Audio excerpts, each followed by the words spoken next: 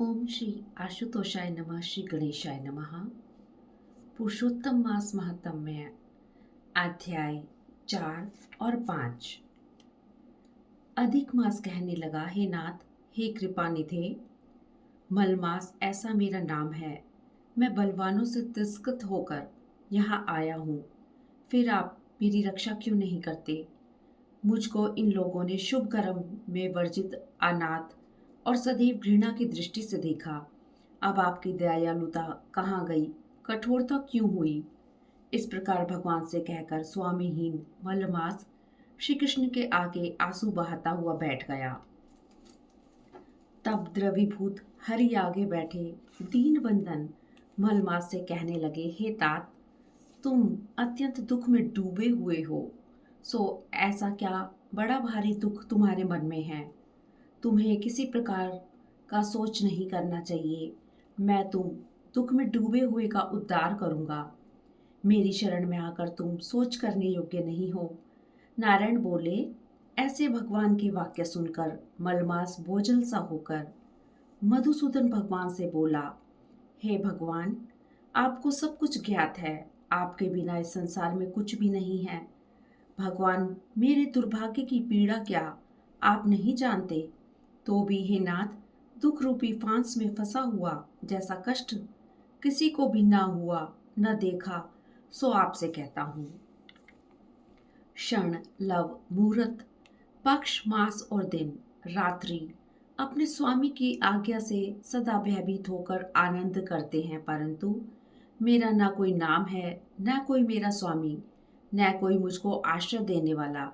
इसी से सब देवताओं ने मेरा निरादर किया है और शुभ कर्म में यह मलमास वर्जित है। ऐसा सदा अंध परंपरा से कहते हैं, इसलिए मैं मरना चाहता हूँ, जीना नहीं चाहता।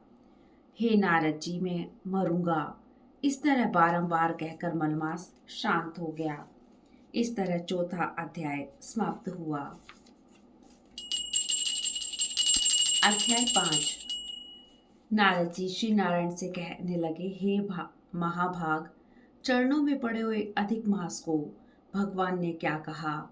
भगवान बोले, हे निष्पाप नारद, जो हरि ने कहा सो मैं तुमसे कहता हूँ, सुनो। हे मुनिश्रेष्ठ, कृष्ण भगवान के नेत्रों से संकेत पाकर गरुड़ मूर्छित हुए मलमास को अपने पंखों से हवा करने लगे। तब मल उठकर बोला, हे नाथ, मुझको यह अच्छा नहीं लगता। हे जगतपते, मुझ शरणागत को क्यों त्यागते हो? रक्षा करो। इस प्रकार कांपते हुए और बारंबार कहते हुए मलमास से भगवान कहने लगे, हे वत्स, हे निरीश्वर, तुझको तेरा दुख कष्ट से निवारण होता दिखाई देता है। तू सोचा मत कर, उठ।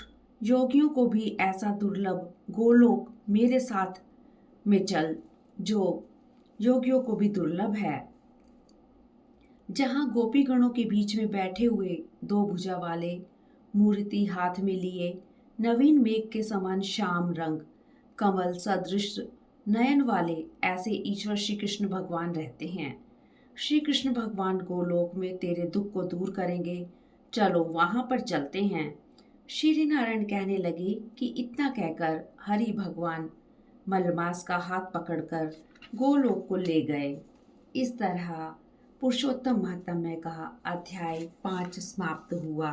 ओम नमो भगवते वासुदेवाय नमः। ओम नमो नारायणाय।